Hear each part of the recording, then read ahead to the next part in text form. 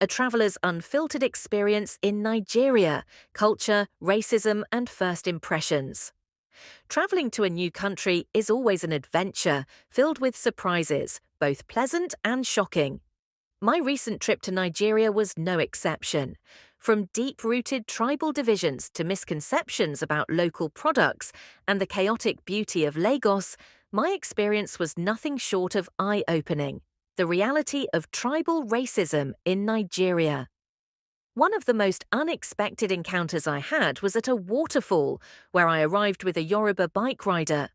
The natural beauty of the place was mesmerizing, but what happened next left me stunned.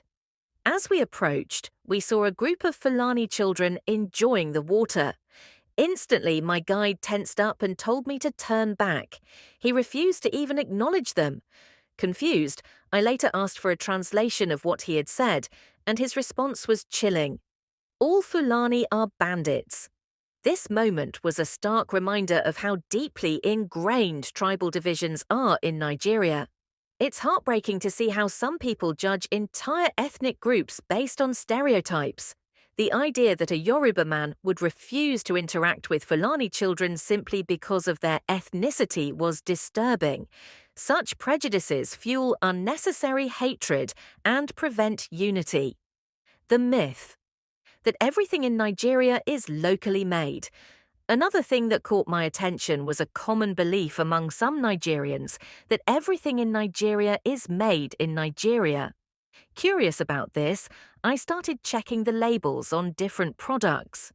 To my surprise, a significant portion of them were manufactured in India and China. For example, I was holding a packet of Amatem Forte, an anti-malarial drug, and right there on the packaging, it clearly said, manufactured in India.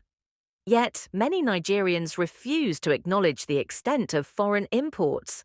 This isn't a bad thing. Global trade is normal, and countries rely on one another for goods. But denying it, that's just ignorance.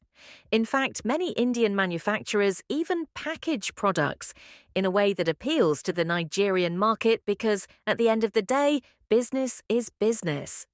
First impressions of Lagos: pollution, chaos, and hustle culture. My first 4 days in Nigeria, particularly in Lagos, left me with mixed emotions. The city is vibrant, full of life, and known for its never-sleeping energy. But alongside that energy comes overwhelming pollution, crowded streets, and a culture of constant hustle.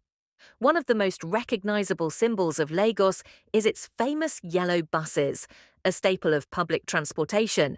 However, many of them are in terrible shape, with worn-out exteriors and a barely functioning structure.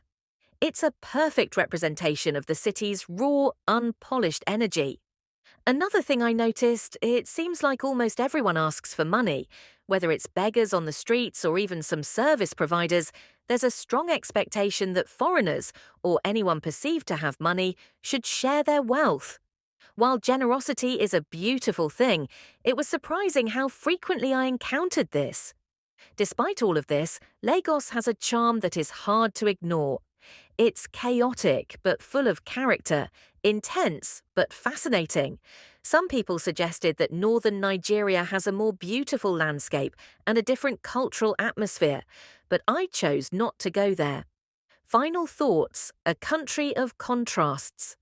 Nigeria is a country of deep contrasts, welcoming yet divided, beautiful yet chaotic, rich in culture yet struggling with misconceptions. While I faced culture shock, I also met some incredible people along the way. My experience, though filled with surprises, has given me a new perspective on the complexity of this nation. Would I visit again? Maybe. Nigeria is not an easy place to explore, but it's certainly an unforgettable one. Have you ever been to Nigeria?